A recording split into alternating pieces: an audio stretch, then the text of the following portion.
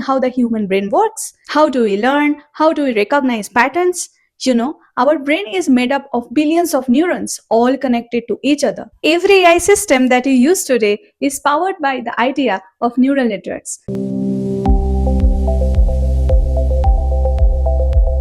The idea actually goes back to 1943 when researchers created the first mathematical model of neuron. In 1958, the perceptron was introduced, which was one of the earliest neural network models. But it had limitations, which led to a period called the AI winter. Things changed in 1986 when researchers like Hinton helped popularize backpropagation, making it possible to train deeper networks. Then, in 2012, deep learning took off after neural networks achieved breakthrough results in image recognition. And today, in 2020s, transformers are driving modern AI, including the large language models we use every day. Our brain is made up of billions of neurons, all connected to each other. When we learn something new, these connections change. They become stronger or weaker over time. He started building a system with artificial neurons. These neurons would be connected in layers. They would learn by adjusting their connections, just like the brain does.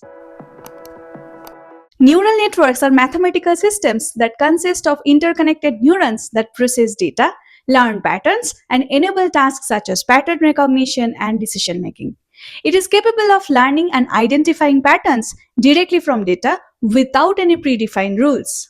A neural network consists of three main components. First, an input layer that receives the raw data features, one or more hidden layers that perform nonlinear computations and feature extraction, and third, an output layer that produces the final predictions or classifications. When the neural network has multiple hidden layers between input and output layers, capable of modeling complex nonlinear relationships, is called as the deep neural networks, which is the building block of deep learning. Let's discuss the fundamentals of neural network.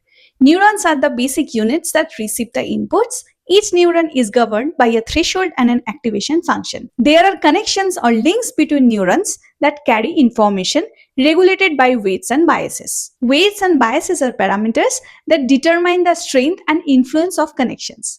Propagation functions help process and transfer data across layers of neurons. And the learning rule adjusts weights and biases over time to improve the accuracy. In simple language, let's understand how does neural network learn.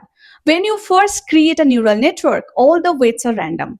The network is basically guessing. If you show it an image, it will probably get it wrong. But then the network calculates how wrong it was. The difference between what it predicted and the correct answer is called the loss. The network then uses a mathematical technique called backpropagation. This technique traces back through all the layers.